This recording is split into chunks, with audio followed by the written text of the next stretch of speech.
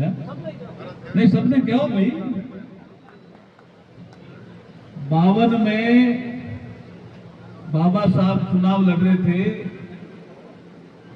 मुंबई से। कुछ लोगों ने कहा कि संविधान बना करके इन्होंने अभी अभी दिया है, विद्वान आदमी है, इनके खिलाफ अगर चुनाव के लिए कांग्रेस कैंडिडेट खड़ा नहीं करे तो ठीक रहेगा, ये कहा। ये इतिहास में दर्ज है। पहले ये चीजें गायब कर दी, अब नरेंद्र मोदी जी ने मुझे कानून मंत्री बनाया है, तो बाबा साहब को जो सही इतिहास है उसको हम जनता के सामने रख रहे हैं कि उनको कहा कि आप मत लड़ाओ इनके सामने, ये विद्वान आदमी है, इनको आने दो लोकसभा। तो नेहरू जी ने कहा नहीं, मैं तो सामने लड़ाऊंगा तुम्हें। अब लड़ाया तब तक तो ठीक था, बिना चुनाव लड़ने का नेहरू जी पैसा भी दिया, बीतना में 20,000 रुपया दिया नेहरू जी कि आप जाओ और बाबा साहब अंबेडकर के खिलाफ चुनाव लड़ो। वो कहे मेरे पास नहीं है, इससे काम चल जाएगा। तो बोला चल जाएगा, नहीं चलता तो मैं चुनाव प्रचार करने आऊंगा। कौन कह रहा है? नेहरू जी कांग्रेस के प्रधानमंत्री थे उस समय भाई, चुनाव के बाद फिर प्रधानमंत्री बने जीतने के बाद। लेकिन 47 से लेकर के 52 तक एक सरकार बनी जिसका नाम था अंतरिम सरकार। जब अंग्रेज देश को छोड़ करके गए, भाई साहब आप इधर आओगे, इधर आ जाओ तो सुनते रहेंगे थोड़ा ढंग से। हाँ, अंग्रेज जब छोड़ के गए तो एक सरकार बनी थी जिसको बोलते थे अस्थायी सरकार, अंतरिम सरकार। उसके प्रधानमंत्री थे नेहरू जी। चुनाव हुआ 52 में पहला, तो जनता ने फिर प्रधानमंत्री बनाया नेहरू जी को। लेकिन उस समय कहा कि मैं चुनाव प्रचार करने भी आऊंगा। और आश्चर्य तब हुआ जब लोगों को, बड़े बड़े लोगों को हुआ थी। उसमें डॉक्टर श्यामा प्रसाद मुखर्जी भी थे, उसमें हीरेन मुखर्जी भी थे कोई कम्युनिस्ट पार्टी के, उसमें जयप्रकाश नारायण भी थे, उसमें कांग्रेस भी कुछ नेता थे जो चाहते थे बाबा साहब के खिलाफ कांग्रेस कैंडिडेट नहीं खड़ा करे, क्योंकि कुछ लोगों के खिलाफ कैंडिडेट खड़ा नहीं किया था कांग्रेस ने 52 में पहले चुनाव में, या हल्का किया था, जैसे आराम से जीत गए थे वो। और बाबा साहब के खिलाफ कैंडिडेट खड़ा किया कांग्रेस ने, रुपए अलग से दिए।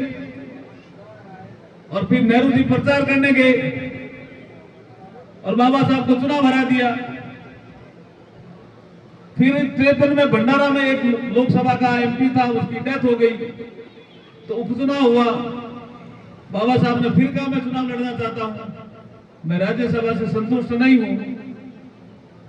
फिर बाबा साहब ने चुनाव लड़ा, फिर कांग्रेस ने बाबा साहब के खिलाफ कैंडिडेट उतार दिया। उपचुनाव में तो दिक्कत ही नहीं थी ना भाई, उनका बहुमत तो मिला हुआ था, नेहरू जी प्रधानमंत्री थे।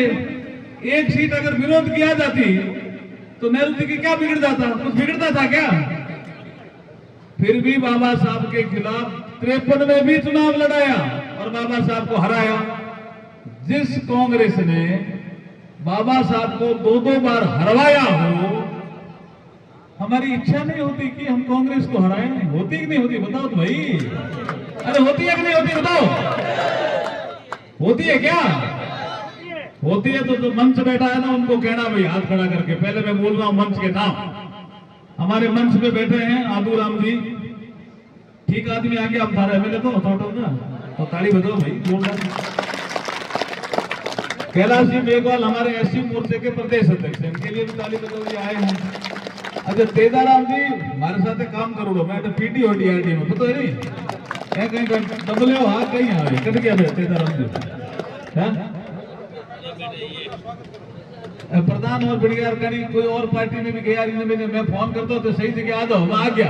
जोरदार ताली बजा दिया, स्वागत करो। लेकिन अच्छे आदमी थे, जब ये नौकरी करते थे तब भी समाज के बारे में चिंतन करते थे। एक दिन ये मुझे गांव ले गए, कोई फंक्शन था ना आपके गांव में, पूरे जिले की तरफ से। हाँ फिर था 4 दीवारी शिकायत कैंड करी। मैं क्या तेजाराम बना ली 4 दीवारी है, क्या रोलो करो भाई, ऐसे शिकायतें कई करते थे।